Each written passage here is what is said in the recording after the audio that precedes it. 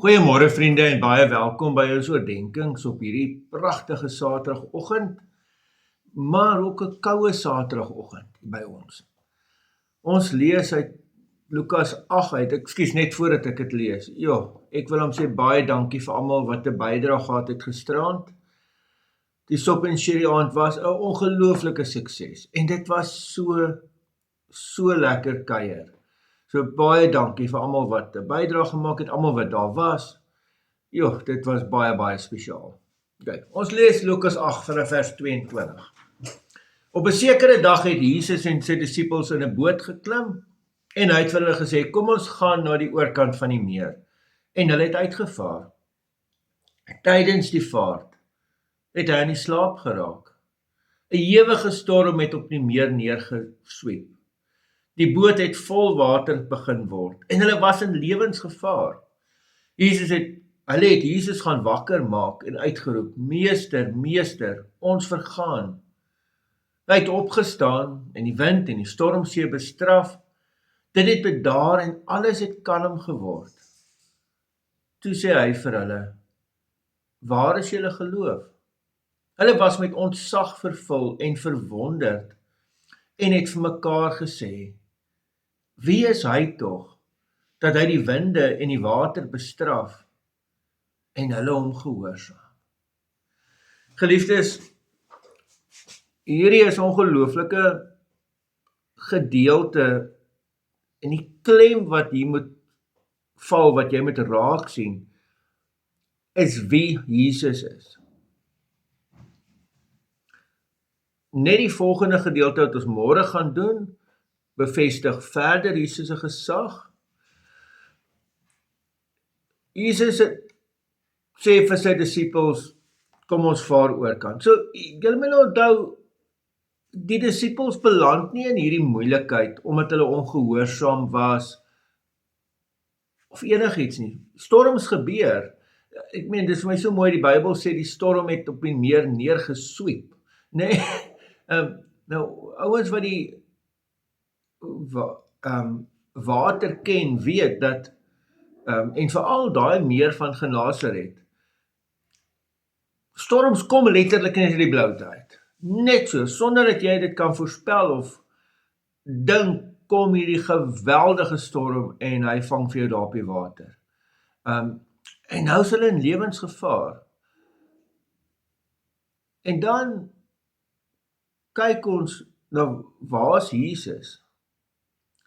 Hy lê en slaap. Nou dink gou vir jou die prentjie in van hoe daai boot gelyk het. Moet nou nie in 'n luukse skip van vandag dink nie. Dink aan daai bootjies. Jesus moes regtig moeg gewees het. Nou hy het hoeveel mense nou geleer, hy het gepreek die hele tyd. Jesus was net so moeg, dat hy selfs in die bootjie aan die slaap raak. Hy is so moeg dat die storm hom nie wakker maak nie.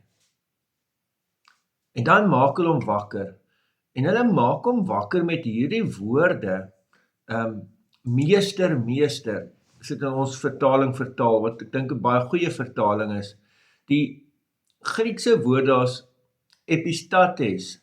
Dit beteken is iemand wat gesag het en leiding gee. So hulle besef iets van wie Jesus is. Hy het gesag, hy gee leiding, hy gaan nou vir hulle sê wat om te doen in hierdie krisis situasie. Maar hulle besef nie heeltemal wie hy is nie. Dit sien ons nou duidelik uit die teks. En daarom wil hierdie teks baie sterk vir ons leer, Jesus is nie maar net hierdie ongelooflike meester wat gesag het en met gesag kan leer nie. Wanneer Jesus nou die storm stil maak, en jy moet tog onthou dat hierdie disippels het die Ou Testament en die Psalms baie beter geken as ek en jy. En die eerste Christene wat dit gelees het. So hulle gaan onmiddellik terugdink aan Psalm 107, vers 28 en 29, waar die Here die storm stil maak en golwe tot bedaring bring. En wat gebeur nou? Jesus doen wat God in die Ou Testament doen. Hoor jy dit? Snap jy wat gebeur? Jesus kom tree op as God. Die prentjie wat hulle gehad het van wat doen God, wat is die wonderwerke wat God in die Ou Testament doen? Jesus kom doen dit nou hier by hulle. En daarom, kyk, hulle was bang vir die storm. Maar meeste van hulle was ook vissermanne, hulle ken storms, hulle was al voorheen in lewensgevaar.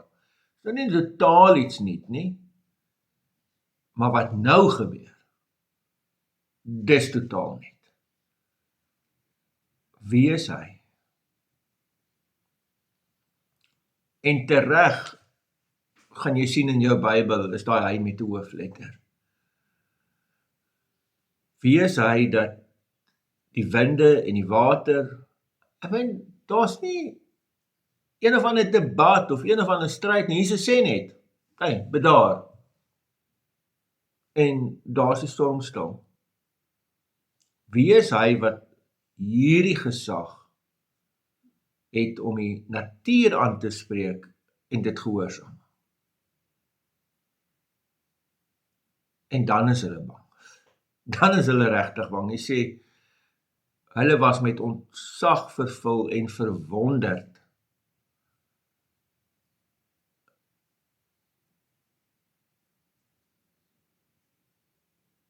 Die teks wil tog vir my en jou ook vra, of ons nog besef wie Jesus is. Of ek en jy nog verwonderd is. En ook half, kan ek maar die woord gebruik, ook half bang, as ek besef met wie ek te doen het. Dat dit God self is. Amen. Here almagtige God, baie dankie ook vir hierdie teks. En Here, dankie dat ons dit mag lees. Dankie dat ons weet dat, ook wanneer goed in ons eie lewe verkeerd loop, dan is dit nie noodwendig as gevolg van een of ander sonde of ongehoorsaamheid nie. Dalk is maar storms. En baie keer beland ons in dit. Maar Here, U wat mag het, om selfs die natuur aan te spreek. Ons kan vertrou, Here. As U vandag vir ons vra, waar is julle geloof? Dan wil ons bely dat ons geloof is in U. Amen. Vriende, mag jy 'n baie mooi en 'n baie geseënde dag hê. Totsiens.